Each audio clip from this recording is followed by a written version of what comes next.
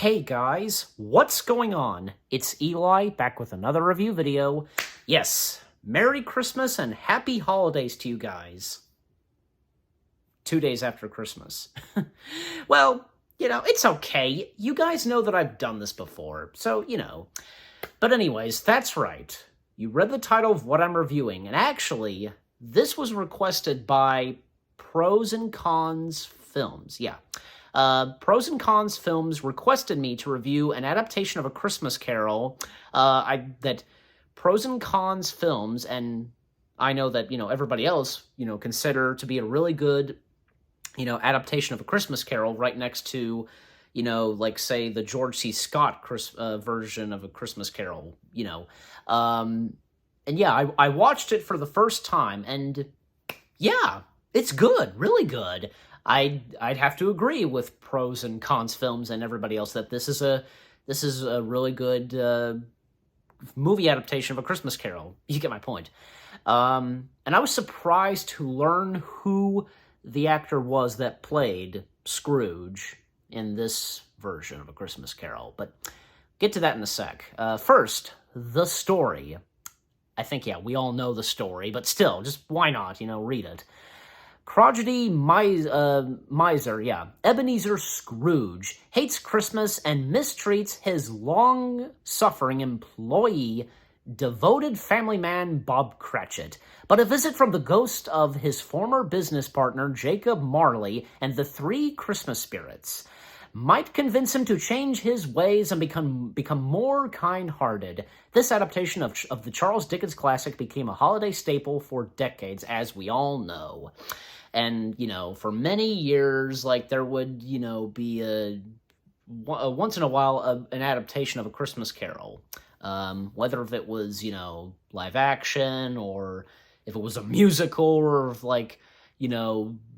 something cartoony, or if it had to do something with, Muppets. Get it? So, anyways. But yeah, this version of A Christmas Carol from 1938, really good, as I said. The cast of characters, because Ebenezer Scrooge, being played by the late legendary actor Reginald Owen, I was surprised, as I said earlier, I was surprised to learn that, who played Scrooge, and Reginald Owen, because Disney fans like myself would remember him best for his role in Mary Poppins as Admiral Boom. That's him. And I remember he had a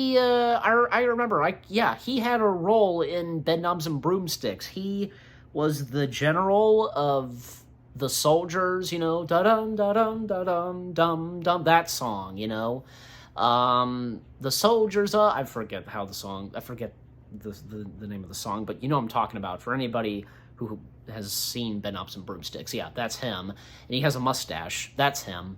Some of the other actors, there's Gene Lockhart, played by Bob Cratchit, and there's also June Lockhart, who she is the daughter of Gene Lockhart, and she is one of Bob. She plays Gene Lockhart's daughter. Belinda Cratchit. That's right. That's pretty cool. Father and daughter, starring in a movie. And Kathleen Lockhart. Gene Lockhart's wife as well plays Mrs. Emily Cratchit. Okay.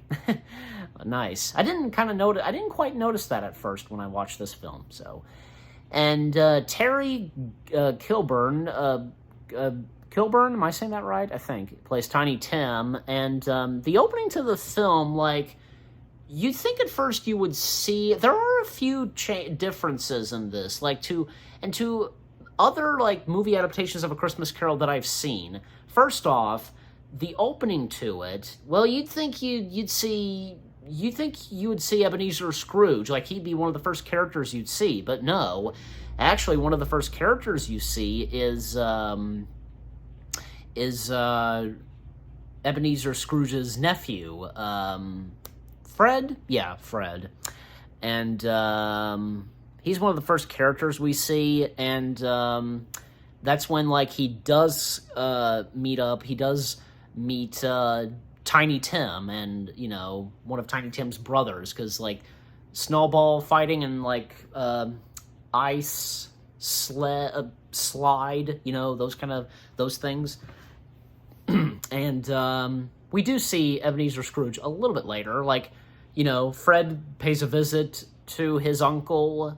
We then first see Bob Cratchit at the office, and then Scrooge comes in. And, you know, Scrooge being his typical self, humbug, that kind of stuff. And the two gentlemen that come in, like, asking for donations, you know, and, like, Scrooge, you know, like, and just like in the book, you know, if they'd rather die, then they better do it, etc.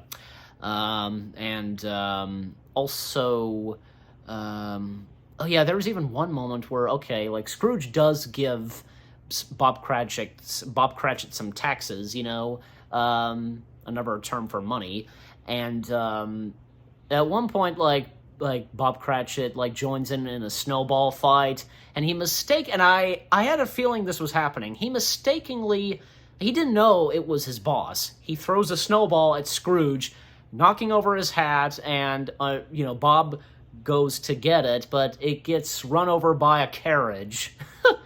And Bob has to give some of the taxes back to Scrooge, although the word taxes is not what they say. I wish I could remember the word, but I can, so I'm sorry.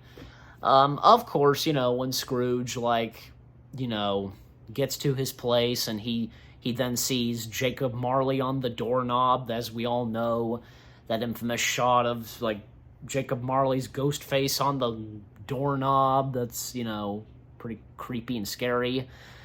And Jacob Marley, Marley's ghost, as he's credited, played by Leo G. Carroll. And, of course, you know, Marley's ghost, like, haunting Scrooge and telling him that, you know, Scrooge will, like, suffer the same way as Marley did, you know, the chains and so on. Even there's one moment where, I don't think this was in the book, and nor in any other adaptation, where Scrooge can hear, like, police outside saying, you know, 10 o'clock and all's well. He calls them in because there's an intruder in his home, and which being Marley's ghost. Of course, Marley disappears, you know, and of course, the police, they don't see Marley's ghost, you know, Marley's spirit. So I don't think, no, that was not in the book, and nor was in any movie adaptation of A Christmas Carol. So there's that, and, of course, with the ghosts of Christmas past, present, and future, there was, the ghost of Christmas, well, in this, they're credited as spirits, the spirit of Christmas, past, present, future, but we all know it's ghosts, but, well, it's how this movie is, so, you know. Anne Rutherford, yeah, I think I got that right. She's the spirit of Christmas past, and that's how the spirit of, ghost of Christmas past, present, future. The ghost of Christmas past would usually be a woman or just somebody with long hair and a big, like, bright dress, you know what I'm saying, clothing, whatever. Even, like, a really cool shot where I'm sure even when this movie came out, like, the audience were amazed when seeing Scrooge and the spirit of Christmas past flying in the sky, and a shot of, like, the model, you know. It was, yeah, really, it still looks pretty cool, even though, like, I don't know, it's fine for what it is as of now, you know, but still, like, the shots where you see the modeled, like, town, that's pretty cool. And, of course, we see, you know, Scrooge's past, and a young Scrooge played by Ronald Sinclair. Oh, you know, the last name Sinclair does sound familiar. Probably from somebody else. But I'm just saying, like, the word Sinclair, but oh well. And seeing Scrooge's young sister, and, you know, Fan Scrooge, and, of course, Fan is the mother of Fred, and, because, you know, Fred being Scrooge's nephew. So, And of course, as we all know, Fan, who unfortunately died at a young age, even after she became a mother. That was unfortunate. And, you know, Fred is all that Scrooge has, you know, even though he's kind of harsh on, even though Scrooge is harsh on his nephew. But, you know, of course, as we all know, Scrooge changes his ways. So, and even when, you know, because Fred, he fell in love, and Scrooge, I don't know, he doesn't seem to really care. So, and I was a bit surprised. This version of A Christmas Carol does nothing. Like, there is no bell. There is no sequence during Scrooge's Christmas past years where, you know, where Scrooge at one point fell in love. Like, okay, we do get Fezziwig. Fezziwig being played by Forrester Harvey. I think I got the first name right. Fezziwig, who was a beloved, like, kind, friendly boss to Scrooge, and Dick Wilkins. Yeah, I'm pretty sure. No, I don't think. No, wrong character, probably. I don't know. But, yeah, so we do get Fezziwig, as I said. But there's no Belle. Like, if I remember correctly, yeah, Belle being a friend of the Fezziwig family, and that's when, you know, Belle and Scrooge would meet, and a few years later, you know, the love would just be gone. And even as, hey, Muppet Christmas Carol established that, you know, love is gone. So, you know, Belle leaving Scrooge. There's none of that. There is none of that in this version, which that's a shame. Like, it's in the book. Why didn't they do this?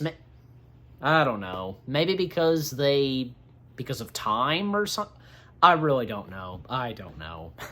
But, so there's no Belle, nothing like that, but you know, moving on, like, yeah, we do, of course, come to the Spirit of Christmas present, played by Lionel, Bram.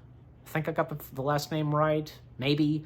But he is the Spirit of Christmas present, and what we see during present time of Christmas Day, like, you know, we see, you know, some of the characters at church. We see, of course, Fred and his soon-to-be wife, Bess, played by Lynn Carver. I got that right.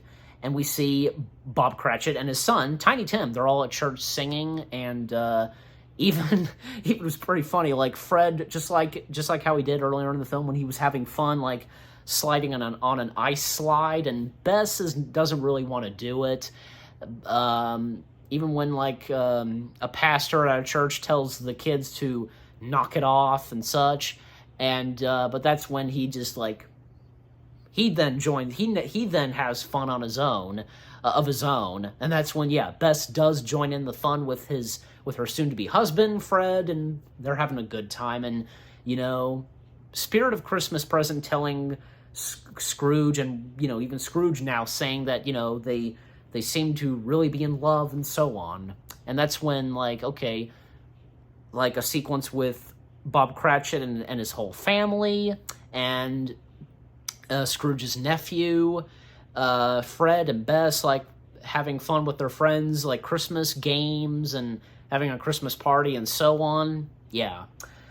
And then, of course, like, yeah, Scrooge really seems to now like Christmas, even when, like, the Spirit of Christmas present is trying to, I guess, like, he's making sure if Scrooge, like, if, like, you know, you hate Christmas and so on, like, trying to see if he really still does hate Christmas. But Scrooge, at this point, like, he seemed to have changed his ways, until he still has to come face to face with the ghost of Christmas yet to come. And that's when we, you know, enter the Spirit of Christmas future / yet to come, played by Darcy Corrigan.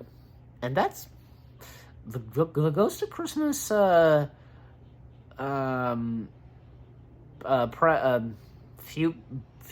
/ yet to come. That was a male, right? Yeah, it was, because, you know, my bad. So Darcy Corrigan, if I do say the last name right, is the ghost of Christmas future / yet to come. And the way it looks, like, okay, we all know, like, the ghost of Christmas future / yet to come is supposed to be somebody in a robe, a cloak. And yeah, but I don't know, maybe there's at least one moment where you can kind of see a face. Like, back then, how like costume and wardrobe was done, bear with this film, just, Scrooge's Christmas future, well, because at this point, Scrooge, like, he doesn't realize it yet that, well, he has died, and so has Tiny Tim, because as we all know, Scrooge does grow concern and does start to care for Tiny Tim, and will Tiny Tim live, etc. And what we see in the Christmas future, he doesn't make it. And because, Scrooge, he remained how he was, grumpy, like, mean person, But Scrooge is hoping that, hopes that his future can change. And yeah, he needs to change his ways, and he does. He does change his ways, even, like, after he sees his tombstone and so on. He finally does change his ways, as we all know, the ending to it, because he has a boy, like, get a Christmas turkey. The two gentlemen that met him and, like, about the donation, well, he sees them again and, gives them how much money, for the donation, coming over to visit his nephew. And then, of course, Bob Cratchit, like, Fred and Bess, they come along, with Scrooge to Bob Cratchit's house. And, Scrooge even gave Bob Cratchit's kids, like little merry-go-round, those things. And even Bob Cratchit's wife is growing scared of Scrooge, like, he's become a madman and so on. But no, Scrooge is perfectly fine. He's changed his ways. All ends well. A toast, cheers, and yeah. What a way to end that film. Like, everybody settled in at Bob Cratchit's house, and, Scrooge, of course, he raises Bob's salary, and I think he said that he was making his nephew his partner. That's what I can remember, But anyways. But yeah, the 1938 Christmas Carol film, excellent. Definitely I give this a 10 out of 10. Thank you, Pros and Cons Films, for requesting me to review this. I'm glad that I finally watched it and reviewed it for this year's list of Christmassy films. And what about you guys? Have you ever seen this version of A Christmas Carol, the 1938 version? And what did you think of my review? Leave comments and give this review a like as always. So, with that being said, thank you very much for watching. I hope you guys enjoyed my review of the 1938 Christmas Carol film.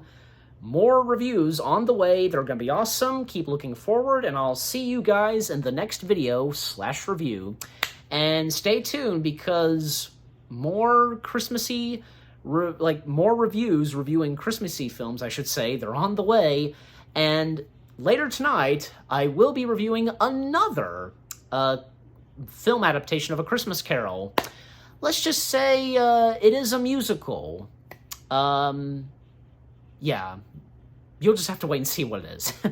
I can't really think of what to say to give a hint, All I can say is I'm reviewing another Christmas Carol movie adaptation, and it is a musical. So that's all I can say. Stay tuned for that. Take care, peace out, and Merry Christmas and Happy Holidays to you guys.